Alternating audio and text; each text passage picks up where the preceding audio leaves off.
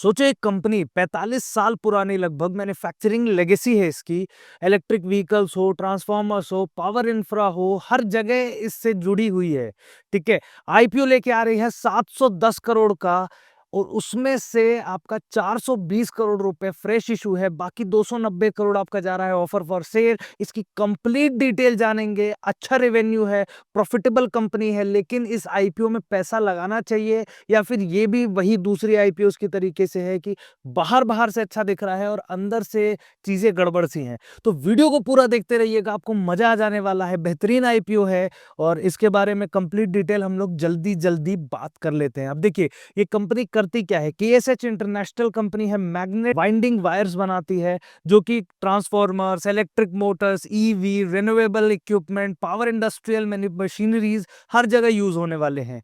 ठीक है। अगर आप इंडिया में इलेक्ट्रिसिटी यूज कर रहे हो तो कहीं ना कहीं केएसएच इंटरनेशनल की वायर्स उसमें कहीं ना कहीं आपको योगदान दे रही हैं, आपके घरों तक बिजली पहुंचाने का काम कर रही हैं। इलेक्ट्रिक व्हीकल यूज करते हो तो उसके मोटरों में भी कहीं ना कहीं ये कंपनी आती है। बाइंडिंग वायर्स बनाती है ये कंपनी। ठीक है। वाइंडिंग वायर्स हमने सुना है वो कंपनी बनाती है। उसके बाद अब इस कंपनी की आरएचपी के हिसाब से इसकी पॉजिटिविटी की अगर मैं कुछ बात करता हूं तो सबसे पहले तो पॉजिटिविटी में ये आ जाएगा कि आपका ईवी अडॉप्शन हो रहा है, तो वहां पे मोटर्स लगेंगे। मोटर्स में बाइंडिंग वायर्स में इनके के वायर्स वगैरह यूज होते हैं, तो वहां पे एक बड़ा प्लस पॉइंट है। उसके बाद रिन्यूएबल एनर्जी का जो एक पुश मिल रहा है, उसके वजह से ट्रांसफॉर्मर्स की डिमांड है। तो ट्रांसफॉर्म, क्योंकि यार रिन्यूएबल एनर्जी जनरेट होगी तो उसके बाद ट्रांसमिट वगैरह होगी, तो बीच में ट्रांसफॉर्मर्स वगैरह यूज होते ही होते हैं। ठीक है। तो वहां पे भी ये यूज होते हैं। ठीक है। चाहे बड़े ट्रांसफॉर्मर्स हो, छोटे ट्रांसफॉर्मर्स हो, वहां पे इनका इक्विपमेंट वगैरह यूज होता ही होता है। ठीक है। मेक इन इंडिया है, पीएलआई स्कीम्स वगैरह है, पावर ट्रांसमिशन में अपग्रेड्स होंगे, तो वहां पे भी इनके magnet winding wires will come into play. मतलब डिमांड तो कहीं से भी इशू नहीं है।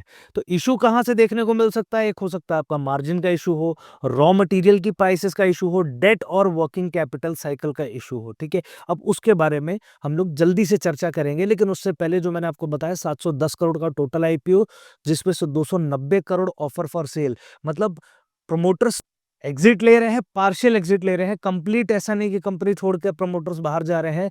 ठीक है। और 410 करोड़ रुपए उसके बाद 420 करोड़ रुपए सॉरी इसके फ्रेश इशू में मिलने वाला है, जिसको कंपनी कैसे यूज करेगी? ग्रोथ के लिए यूज करेगी। अभी ग्रोथ का मतलब कैसा है? आपका डेट रिडक्शन के लिए यूज करेगी, वर्किंग कैपिटल्स के लिए यूज करेगी, कैपेसिटी एक्सपेंशन के लिए यूज करेगी, और एक जो हमारा नॉर्मल हमेशा लिखा रहता है जनरल कॉर्पोरेट पर्पसेस के लिए यूज करेगी। ठीक है।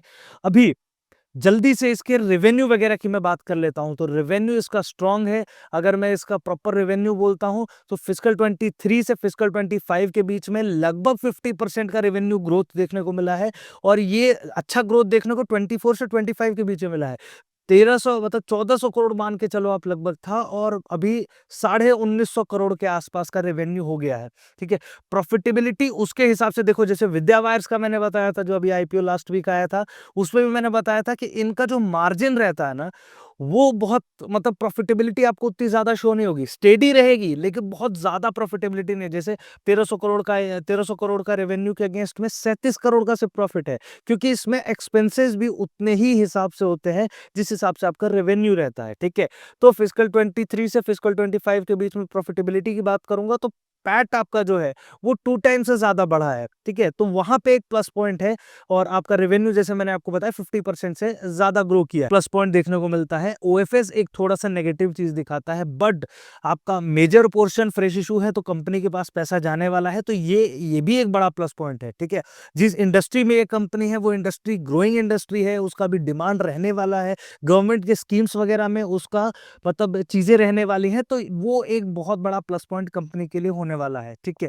अभी रॉ मटेरियल का जो प्राइस वगैरह रहेगा, या फिर मार्जिन्स प्रिडिक्टेबल नहीं रहेंगे आपके, कैपिटल इंटेंसिव कंपनी है, ग्लोबल शटडाउन, ग्लोबल स्लोडाउन का एक इम्पैक्ट देखने को मिल सकता है, क्योंकि ये जो कॉपर वगैरह के जो प्राइसेस रहते हैं, ये कॉमोडिटी प्राइसेस वगैरह है ना, कॉमोडिटी में अगर थोड़ा सा इम्पैक्ट पड़ेगा कॉमोडिटी प्राइसेस में, तो वहां पे आपको इसके प्राइसेस में इम्पैक्ट देखने को मिलता है। ठीक है। कॉपर के प्राइस में इम्पैक्ट पड़ा, तो इन लोग के भी रॉ मटेरियल है ना, कॉपर तो रॉ मटेरियल तो कॉपर ही है, तो वहां पे आपको कॉमोडिटी प्राइस में इम्पैक्ट देखने को मिलेगा, तो यहाँ पे भी आपको एक इम्पैक्ट देखने को मिल सकता है। तो वो एक रिस्क बना रहता है। ठीक है। जल्दी से मैं आपको सबसे पहले ये बता देता हूं कि इसका जो रेशियो वगैरह है, आरओई 22.77%, ठीक है, डिसेंट है, बहुत अच्छा नहीं, बहुत खराब नहीं, डिसेंट है। ROCE 16.6%।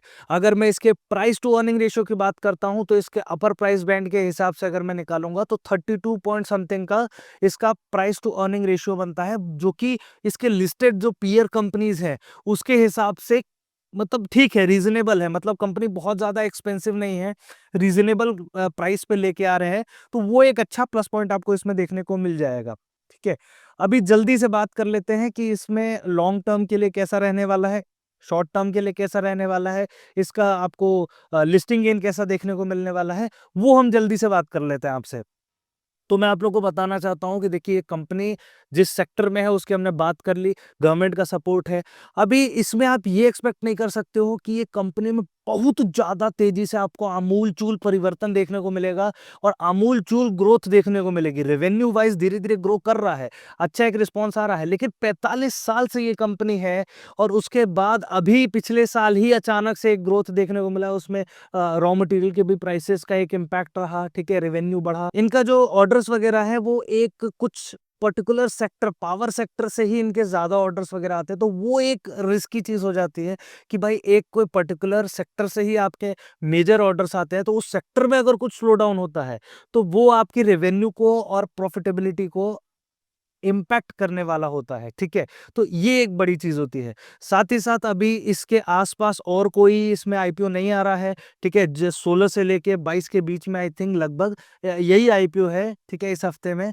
तो ये एक बहुत बड़ा इम्पैक्ट है। अभी आज आईसीआईसीआई का आईपीओ क्लोज़ हो गया, इसका जो भी पैसा होगा वो परसों तक फ्री हो जाएगा, तो परसों यानी इसका थर्ड डे रहेगा, ठीक है? तो वहाँ पे एक अच्छा एक लोगों को ऑप्शन रहेगा, कंपनी के पास भी ऑप्शन है कि भाई लोगों का पैसा फ्री होगा तो यहाँ पे यूटिलाइज किया जा सकता है। तो आप इसमें अगर पैसा लगाना चाहते हो तो आप ऐसे सोच के लगा सकते हो कि शॉर्ट टर्म में लिस्टिंग गेन आपको मतलब बहुत ज्यादा अच्छी देखने को नहीं मिलेगी, क्योंकि हाल फिलहाल इसके जो पीयर है विद्या वायर्स, वो 0% पे उसका लिस्टिंग गेन 0% था, ठीक है, वो 0% पे ही उसकी लिस्टिंग हुई और बहुत ज्यादा अच्छी लिस्टिंग नहीं हुई।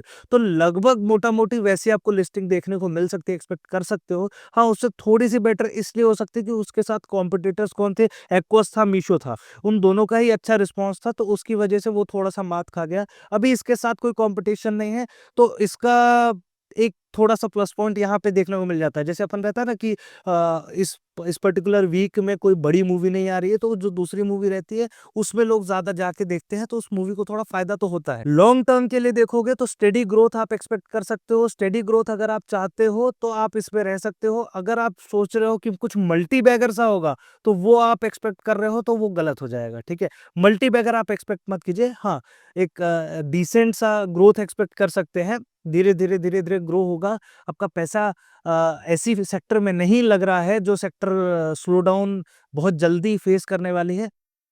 बाकी जो है आप लोग अपना रिसर्च खुद करिए, अपने फाइनेंशियल एडवाइज़र से हेल्प लीजिए और उसके बाद फैसला लीजिए। कोई भी बाइंग सेलिंग रिकमेंडेशन नहीं है। मैं क्या करने वाला हूँ, मैं सबसे पहले थर्ड डे का जो मैं हर बार बोलता हूँ वेट करूँगा, थर्ड डे पे क्यूआईबी का रिस्पॉन्स देखूँगा, उसके हिसाब से मैं अप्लाई करने वाला हूँ इस आईपीओ में या नहीं अप्लाई करने वाला हूँ इस आईपीओ में, मैं डिसाइड करूँगा, ठीक है? तो उसके लिए आप मेरे शॉर्ट्स वीडियोज़ को देखिएगा। मैं अभी देख रहा था कि मेरे कुछ वीडियोज़ मैं अपने एनालिटिक्स, यूट्यूब एनालिटिक्स देख रहा था, तो वहाँ पे भी बहुत अच्छा व्यूज़ तो देखने को मिल रहे हैं, लेकिन सब्सक्राइब लोग उस हिसाब से नहीं कर रहे हैं। तो आप लोगों से रिक्वेस्ट है, सब्सक्राइब भी प्लीज़ करते रहिएगा, उससे हमें बहुत मोटिवेशन मिलता है। वीडियो को लाइक करते रहिएगा, इंस्टाग्राम पे हमें फॉलो कर सकते हैं, वहाँ पे भी बैक टू बैक वीडियोज़ आते रहते हैं।